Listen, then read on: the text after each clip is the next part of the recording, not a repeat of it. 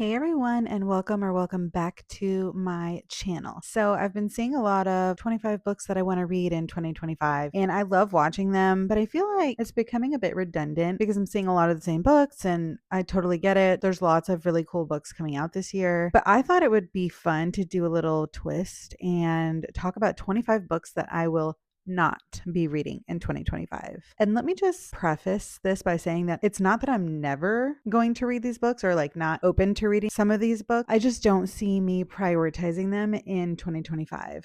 There's too many books, too little time. There's a lot more that I want to get to. Also, too, just a little disclaimer that If you love these books, I'm sorry.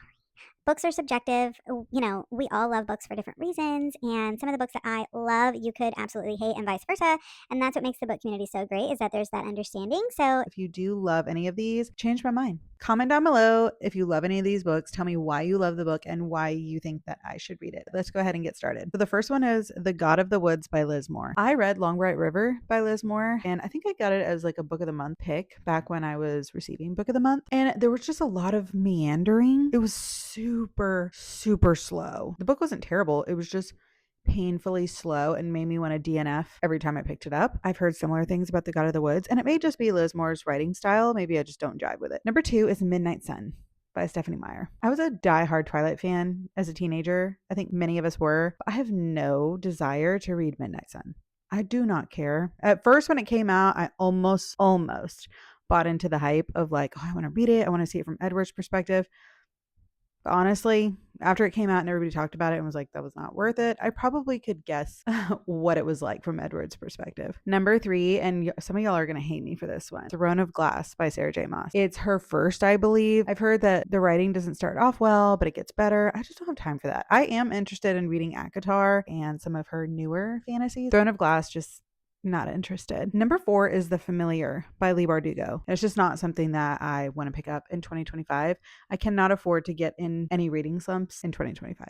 Number 5 is Tender as the Flesh by Augustina Bezderrica. Sorry if I mispronounced that. I know very little. I just know that it's super gross and it involves cannibalism, so I will not be reading that. Number 6 is Assistant to the Villain by Hannah Nicole Mayer. I don't know. I saw this at Target. I picked it up. I read the back and I was like, it just doesn't seem like something that I want to pick up in 2025, in all honesty. Number 7 is The Atlas 6 by Olive Blake. When it came out, I just didn't have that itch or desire to pick it up. I just didn't really care. And maybe that was because we just had so many dark academias coming out during that time that I was like, another one. Number 8 is Credence by Penelope Douglas.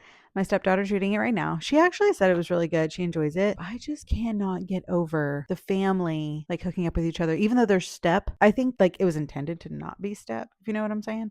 And the publisher was like, hey, no, we need to make this step. Like step siblings, step uncle. Can't get behind that. Sorry.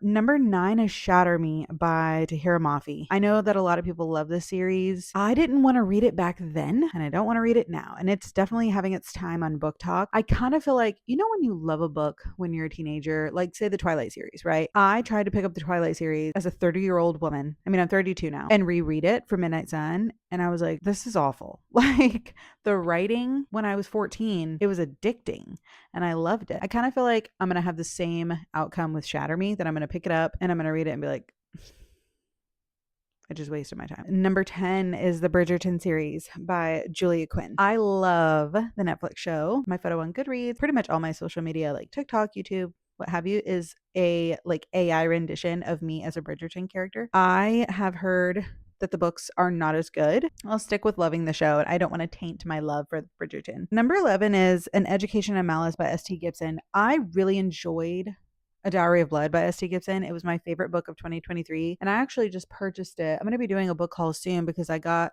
a bunch of things from Book Outlet, and my husband bought me some books for my birthday, so I'll be doing that. But I've heard that An Education in Malice isn't as good, and this is like the majority of people that have read it saying it doesn't stand up to A Dowry of Blood, and it was a flop. So it's not one that I really want to pick up in 2025. Number 12 is Anything by Lucy Score. Lucy Score's books are like 600 pages. Why? Like, what could you possibly need to talk about? I just don't want to do it. I just don't want to do it. Number 13 is another romance another romance author, Katee Robert. Was trying to get into romance, and I was like, I'm going to dip my toes in dark romance. And for some reason, I really like her covers. So I picked up Neon Gods and Court of the Vampire, I think it was called, and I hated both of them. I like a little bit of spice in my books, I'm noticing. I also like the slow burn, though. I do not want to hear about people hooking up on the first page or like the first two pages. I don't care. I really don't. And then with Neon Gods, I feel like it was the opposite. We didn't get to the spice quick enough, and the story was just really poorly written. So anything by Katee Robert, probably going to pass. Number 14 is Magnolia Parks by Jessie Hastings. I know this is another cult favorite. Girl likes boy, boy likes girl, but boy keeps breaking girl's heart over and over and over, and girl just takes it. Like, absolutely not. Number 15 is Us Against You by Frederick Bachman. I think that there's like 3 books in the series now. I read Beartown. I really liked Beartown, but I didn't like it enough to continue. That is just going to be a series that I'm not going to be finishing. I just don't care to know what happens. Number 16 is A Song of Achilles by Madeline Miller. I read Circe and I loved it. It was also one of my favorite books of 2023. I've tried picking up A Song of Achilles because I loved Circe so much. Every time I just return it. It's not even that I DNF. I just don't give it a chance. And maybe it's because I already know what happens to Achilles. I don't know. Number 17 is Blank. I accidentally left it blank on accident. So we'll have to come back to that. Number 18 is anything by Jennifer L. Armentrout. I am dipping my toes into romantasy, but her books have been out long enough that I've kind of heard through the grapevine, like whether they were good or not. They are chunky. Like 800 page.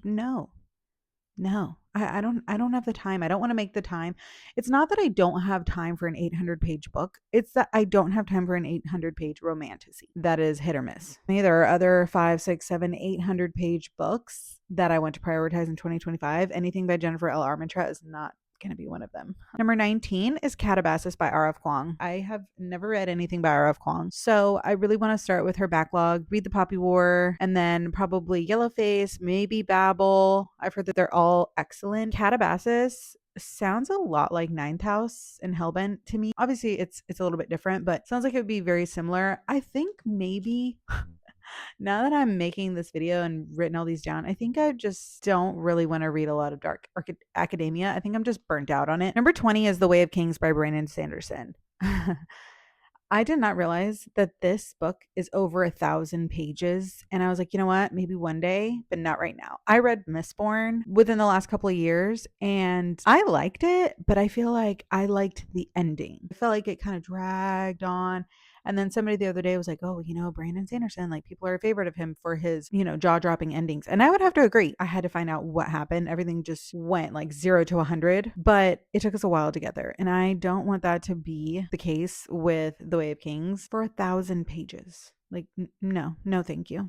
Number 21 is Shades of Magic by V.E. Schwab. I, for some reason, have no interest in reading this series. I've read The Invisible Life of Addie LaRue. I have Vicious and Vengeful on my TBR. I also have Bury Our Bones at Midnight, or Bury Our Bones in the Midnight Soil. That's coming out this year in June, I believe. Just don't care.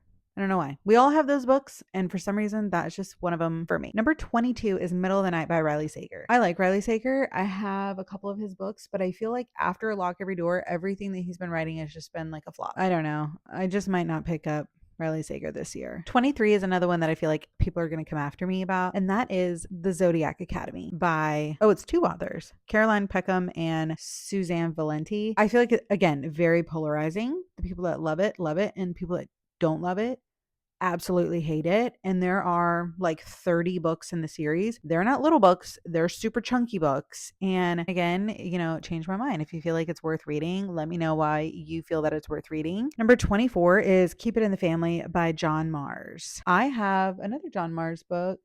I have a couple on my TBR. I've heard that this one was a flop for most people. And so for that reason, I just don't feel like I'm going to be prioritizing it. And the last one, y'all might come for me for this. And I honestly don't know like what it is. I just have no desire to read it. Oh, you know what? I know what number 17 was supposed to be.